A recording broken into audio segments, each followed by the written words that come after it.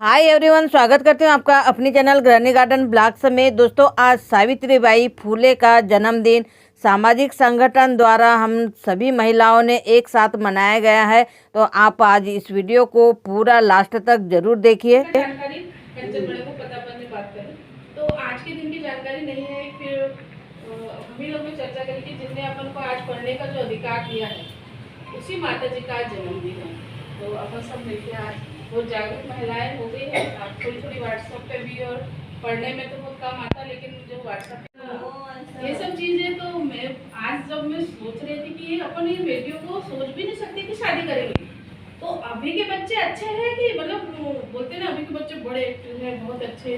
पर उस समय मुझे सोच कैसे लिया कि चोरी पे बैठ के शादी करना, दूसरे घर जाना है। तो भंते जी कई बार अपन को बताते थे उस समय जब अपन साधने में आते थे कि उस समय के बच्चे भी बहुत अच्छे, मतलब मानसिक रूप से बहुत एक्टिव थे कि अपन को। पर धीरे धीरे कुछ महिलाओं ने इसका, हालांकि सावित्रीबाई फुले अकेली भी नहीं थी, और भी महिलाएं होंगी उनके साथ में दीदी, जो अपन को जानकारी नहीं है। क्योंकि एक ने तो सोचते हैं, लेकिन अपन जैसे आपके साथ में पूरा कारोबार है ना, तो काम जैसे कमला पाटिल दीदी की ये करना, यहाँ कार्यक्रम में चलो पूरा ग्रुप चलता था। उस समय धीरे धीरे ऐसे और भी महिलाएं उनके साथ में जुड़ती गई। मतलब छोटी सी उम्र में शादी, उन्होंने बाल विवाह को बंद किया, और पढ़ने की उनको मतलब अनुमति नहीं थी। जब वो पढ़ने के लिए उन्होंने सोचा तो उनके पिताजी ने हाथ से बुक छीन ली, बोले, और फाड़ दी उस बुक को कि पढ़ना नहीं है, अपने समाज के लेडी से पढ़ती नहीं है। क्या चीज? ज्यादा जानकारी नहीं है, ये तो है ना, थोड़ी थोड़ी जानकारी ऐसे दे दी फिर उनके जो पति थे उनने देखा कि ये रुचि इसकी पढ़ाई में बहुत है। फिर उसको पढ़ने के लिए बोला तो घर में फिर विरोध। और आज का जो दिन है, यहाँ पर हम देख रहे हैं महिला के विषय में। उन्होंने बहुत अच्छा बताया और मैं इतना अच्छा नहीं बोल पा रही हूँ। बस सावित्रीबाई फुले जी के बारे में, जो कि प्रथम महिला रही हुई है ना। तो ये चीज उन्होंने अभी जो दीदी ने बताया कि सबसे पहले तो यदि महिला शिक्षित है तो हम लड़ सकते हैं समाज में, क्योंकि अशिक्षित महिला को कोई भी बेवकूफ बना देता है, चाहे वो महिला हो चाहे पुरुष हो, उसे बेवकूफी समझते हैं, क्योंकि यूं घुमा देते। तो सबसे पहले हमारा जो है सावित्रीबाई फुले जी ने महिला बनकर, जैसे कि बहन ने बताया कि वो चलती थी, लोग उन्हें पत्थर मारते थे, फिर भी कई बार यदि हमारे जीवन में अगर ऐसा, मैं अपने आप को रखूं, यदि हम एक दिन घर से बाहर निकलेंगे या मोहल्ले वाले ने हमें ताड़ना दे दिया या हमें कुछ बोल दिया, तो दूसरे दिन हम घर में बैठ जाएंगे, अरे वो तो ऐसा बोल रही, वो तो ऐसा बोल रही, मतलब हमारा जो साहस है वो टूट जाता है। लेकिन सावित्रीबाई फुले जी के लिए सच में धन्यवाद करते हैं कि उन्होंने अपने साहस को टूटने नहीं दिया, अपनी हिम्मत को टूटने नहीं दिया, दृढ़ सामना किया और उन सारी लड़कियों को पढ़ाया, और उन्हीं के वजह से आज महिलाएं समाज में है, खड़ी है, और महिलाओं का नाम हम हर जगह पे देख रहे हैं। तो बस पढ़ना है महिलाओं को, और संघर्ष करते हुए नहीं, लेकिन अपने अधिकारों के लिए लड़ना है और बोलना सीखना है सभी को। तो मैं सबसे पहले उनको साधुवाद दूंगी कि उन्होंने बहुत ही अच्छी कोशिश करी कि अपने विचारों को रखने की, कि जो सावित्रीबाई फुले ने जो हमारे जीवन के लिए योगदान दिया, पूरा जीवन संघर्षमय किया, ताकि हम क्या आगे बढ़ सके, हमारी समाज से लड़ सके, जो हमारे खिलाफ जो कुरीतियां है उनको हम दूर कर सके, इस बारे में जानकारी दी। जैसे सत्या मैडम ने बताया कि पहले बाल विवाह होता था, 9 वर्ष की उम्र में उनका विवाह हो गया, तो बाल विवाह होता था, और बहुत सारी कुप्रथा थी। जैसे कि हमारी जो महिलाएं थी, पहला बच्चे को जन्म दे, ये सिर्फ क्या SC ST OBC माइनॉरिटी से क्यों, OBC SC ST के लिए नियम लागू थे कि अगर उनका पहला बच्चा होता है तो उनको गंगा में प्रवाह करना पड़ेगा। ये ब्राह्मणों के लिए नहीं था ये नियम, और नक्षत्रियों के लिए, बेटों के लिए, ये मात्र हम शूद्र जाति के जो थे उनके लिए नियम था कि अगर आपका पहला बेटा होता है तो उसको गंगा में प्रवाह करना है, जिससे आपको पुण्य लाभ होगा।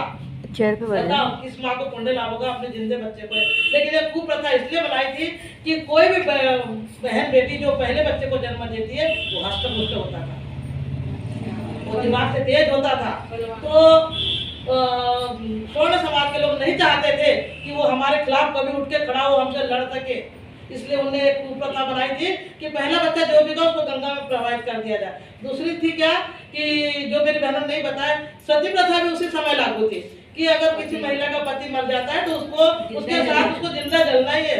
ऐसे बहुत सारी कुप्रथाएं थी जो उस समय में चालू थी। ऐसे विषम परिस्थिति में भी ज्योतिबा फुले जब विवाह करके अपनी पत्नी को लेकर के आए थे तब उन्होंने अपनी पत्नी से कहा था कि जीवन में संसार को बढ़ाने के लिए बहुत सारे लोग हैं, संसार को बढ़ाने के लिए बहुत सारे लोग हैं जो बच्चों को जन्म देंगे और इस संसार को आगे बढ़ाएंगे, किंतु इनके उद्धार के लिए कुछ ही लोग सामने आएंगे। तो उसमें मैं सावित्रीबाई फुले तुमसे ये कहना चाहता हूँ कि मैं तुम्हारा पति हूँ, लेकिन हम दोनों के बीच में पति पत्नी जैसा व्यवहार न रखते हुए हमें एक सामाजिक रूप में व्यवहार रखते हुए, जैसे एक दोस्त और दोस्त के प्रति व्यवहार रखते हुए हमें संसार को आगे नहीं बढ़ाना, संसार की कुरीतियों को घटाना है। जो फैला है समाज में विषम कुरीतियां पहले इसको हम दूर करें तो हम इसके लिए प्रण लेते हैं। उन्होंने अपनी पत्नी से पहली रात में ये प्रण लिया था। वहाँ की माता ये झलकारी बाई का नाम हम कोई नहीं लेते। ये झलकारी बाई कौन है? झांसी की रानी जो थी, झांसी की रानी जो थी, झांसी की रानी में मात्र मुखौटा था, पूरा युद्ध हमारी झलकारी बाई ने लड़ा था। युद्ध की अगर विजेता थी तो हमारी झलकारी बाई थी। नहीं, उनको तो अपने बालक को लेकर के भेजे, ये बचपन की सहेलियां थी और किस्मत ऐसी थी कि दोनों के जो कद काटी थी एक जैसे थे, तो उन्होंने अंग्रेजों को धोखा दिया था और झलकारी बाई ने युद्ध किया था। हाँ, अपन को किसकी पूजा करना चाहिए और किसकी जयकारा करना चाहिए? झलकारी बाई की, ना कि उनकी करना चाहिए, उनकी वो नहीं बोली मैं, लेकिन युद्ध की ये है। और उसके बाद में है ये अवंतीबाई लोधी, ये भी एक राजा की पत्नी थी। इन्होंने इंदौर में उज्जैन में इन्होंने भी अपने महिलाओं के लिए काफी संघर्ष कर रही है। इसका जीवन परिचय अगर बताने बैठे तो बहुत टाइम हो जाएगा, आज अपने समय नहीं है। और उसके साथ हमारी ये जो है रमाबाई, इसका तो बताना दिए को बोलते हैं ना, सूरज को दिए दिखाने जैसा। आज यदि रमाबाई नहीं होती तो बाबा साहब भी इतने बड़े आगे बढ़ करके हमारे लिए संविधान नहीं रख सकते थे। ये सबसे बड़ा त्याग हमें रमाबाई का है, ताकि उन्होंने अपने जीवन को त्याग करके हमारे लिए शिक्षा के द्वार खोले, हमारे अधिकारों की रक्षा करवाई, तो ये इन्हीं की देन है। उसके बाद में ये है अहिल्याबाई होलकर, इसके बारे में तो आप जानते हैं, ये भी उज्जैन की महारानी रही थी, इंदौर की महारानी रही, होलकर परिवार। आज भी उनका नाम जैसे इनको बड़े बड़े कॉलेज आज भी होलकर के नाम से चलते हैं। और ये है फातिमा शेख। ये फातिमा शेख वो महिला है, जब सावित्रीबाई फुले को घर से निकाल दिया गया था तब इनका भाई उस्मान और फातिमा शेख, इन्होंने इनको अपने घर में रखा था, दोनों पति पत्नी को, और कंधे से कंधा मिलाकर के शिक्षा में योगदान दिया है फातिमा। जितना हमारे सावित्रीबाई का योगदान है उतना ही फातिमा शेख का भी इसके में योगदान है हमारी महिलाओं की शिक्षा में। लेकिन हमारी सावित्रीबाई फुले शिक्षिका के रूप में हमारे समक्ष पहले शिक्षिका के रूप में आई है और उन्हीं के साथ में ये भी आई है। हाँ, तो हमें जो आज जो भी ज्ञान की प्राप्ति हुए इन महिलाओं के प्रति इनके त्याग से हमें प्राप्त हुई है, तो हमें इनको कभी भी नहीं भूलना है। अगर हम चाहते, हम अगर सोचते हैं कि हमारी शिक्षा की देवी सावित्रीबाई फुले सरस्वती माता है, तो मैं आपको ये गलतफहमी दूर कर देना चाहिए। यदि सरस्वती माता होती तो सरस्वती माता तो कहते हैं ना कि कई मतलब पूरे वेदों में छाई हुई है, तो वेदों में सबके देवी है, वो सबको शिक्षा देती, तो उन्होंने सिर्फ पुरुषों को शिक्षा क्यों दी?